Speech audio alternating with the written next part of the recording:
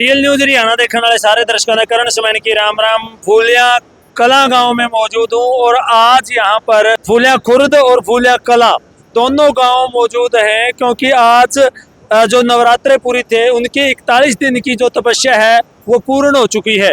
और आज हमारे साथ धनंजय गुरु जी मौजूद हैं, उनसे पूरी जानकारी लेंगे। गुरु जी नमो नारायण। नमो नारायण सभी सनातन प्रेमियों को। तो आज इतने बड़े भंडारे का आयोजन किया गया है, क्या अवसर है?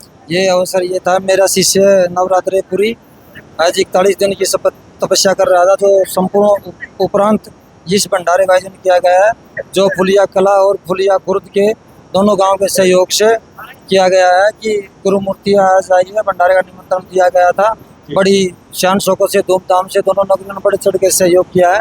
भगवान दोनों नगरियों के दूध बूथ में खुशहाली रखे, दोनों नगरियां सदा आबाद रहे, बसती रहे। और आगे मेरे गुरु महाराज जी का स्वागत उसी उपलक्ष्य में किया गया। जो मेरे गुरु जी है वो वर्तमान में श्री सिद्धंगराज बाबा राजपुरी मठ बाबा लदाना के मठाधीश्वर हैं, जो कि वहाँ से बाबा राजपुरी जी के 365 दोनों की स्थापना हुई है। वो हमारे सिद्ध है, वो स्वयं शिव अवतारी है। ओम नमो नारायण। बाकी तो हमारे साथ श्री महंत दूजपुरी जी अंतरराष्ट्रीय महंत हैं, उनसे जानकारी लेंगे। आज उनका जो स्वागत है बड़ी धूमधाम से किया गया है, रथ में बिठाकर फूल मालाओं से स्वागत किया, फूल वर्षा से स्वागत किया गया है। नमो नारायण महाराज जी। तो महाराज जी क्या बताएंगे, आज आपका जो स्वागत था बड़े धूमधाम से किया गया है, एक बड़े भंडारे का आयोजन भी किया गया है, क्या बताएंगे, किस उपलक्ष्य में किया गया? ये सनातन धर्म का प्रचार प्रसार के लिए जो नागा सन्यासी होते हैं वो तप तपस्या करते हैं, और ऐसा माना जाता है जो पंचदोनी तपस्या है वो भगवान शिव शंकर से जुड़ी हुई है। जब माता सती अपना शरीर शांत किया था, उसके बाद महादेव ने पंचदोनी तपस्या में अपने को विलीन करने के लिए आकाश मार्ग से अग्नि प्रकट किया था।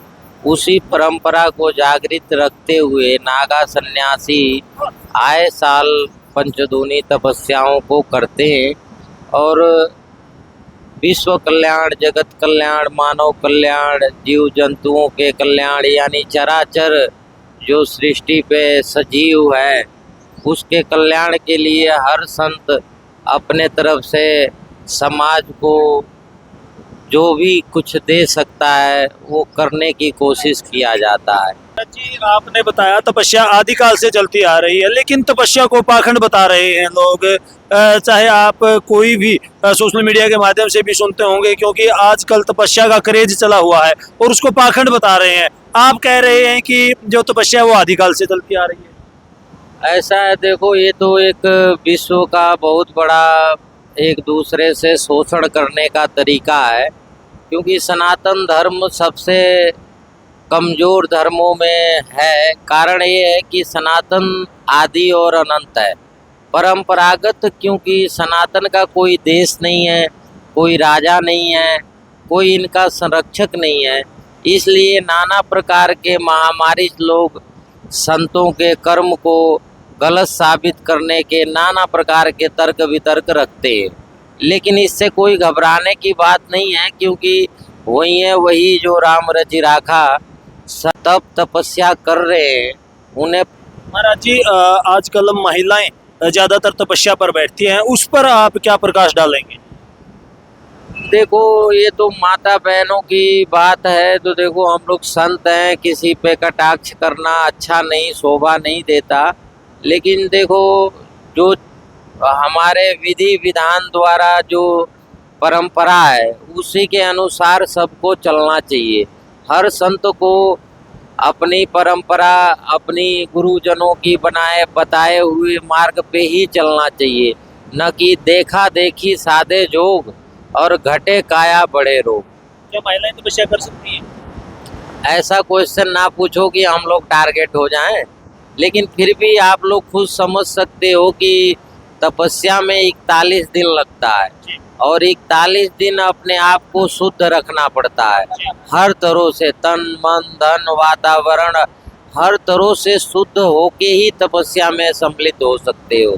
तो ज़्यादा ना कहते हुए हम ये कहेंगे कि किसी का देखा देखी नहीं करना चाहिए, आत्मिकता ये है कि आप भजन किसी मार्ग से परमात्मा को प्राप्त कर सकते हो।